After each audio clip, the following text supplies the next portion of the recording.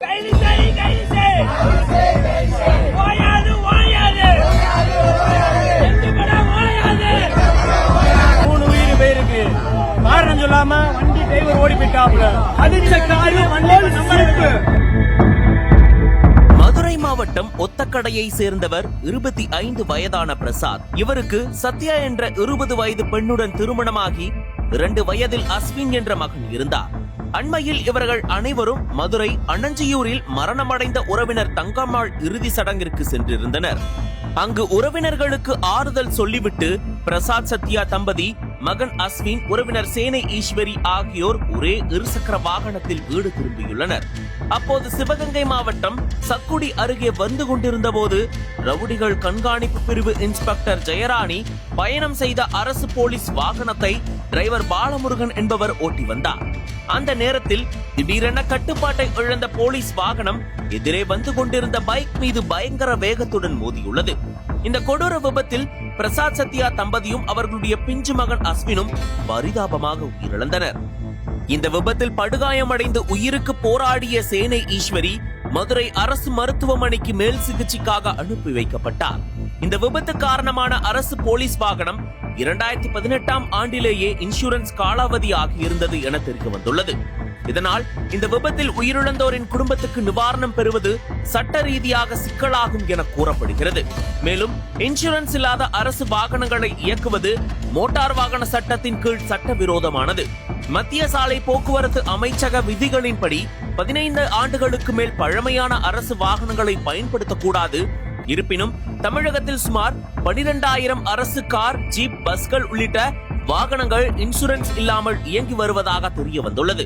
அவற்றின் பயன்பாட்டு காலம் 2026 செப்டம்பர் 30 வரை நீட்டிக்கப்பட்டுள்ளது என தமிழ்நாடு உள்துறை செயலர் உத்தரவிட்டுள்ளதாக காவல்துறையினர் தரப்பில் தெரிவித்துள்ளனர்.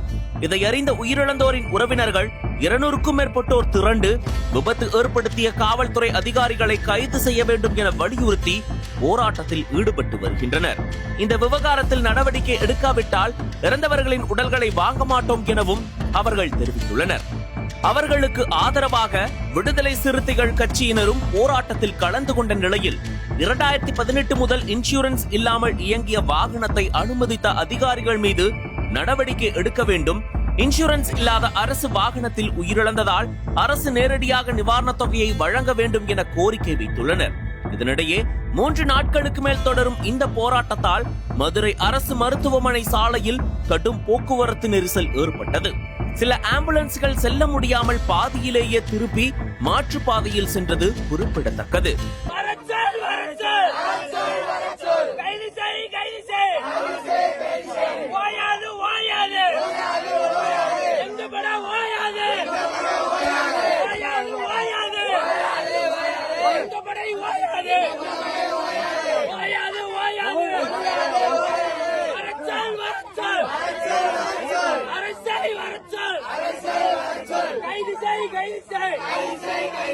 காவல்துறையை கைது செய்.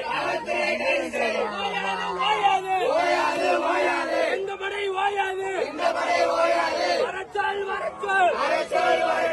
காவல்துறையை வரச்சல்.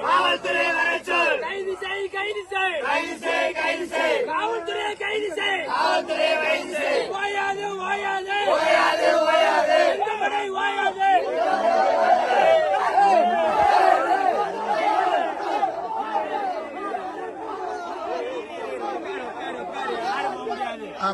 என்ன நடந்துச்சு? இன்னைக்கு நான் 3 குழந்தை 3 உயிர் போயிருக்கு. காரணம் சொல்லாம வண்டி டிரைவர் ஓடி போயிட்டாப்ல. டிரைவர் வரணும். டிரைவர் வந்து இந்த இடத்த விட்டு எவன் நாட மாட்டாங்க. டிரைவர் வந்தா நாங்க போவோம். ஐத்தடி இங்க போராட்டம் பண்ணிட்டே இருப்போம். எவனா இருந்தாலும் என் பேர் திருப்பதி. இந்த அரைஞ்சூர் வரீங்க. இறந்தாங்க சுத்தி மேய்ங்க. 3 சின்ன பிள்ளை 1, எங்க அக்கா 1, இன்னொரு அக்கா 1, எங்க மாமா 1. பேர் தெரியுமா?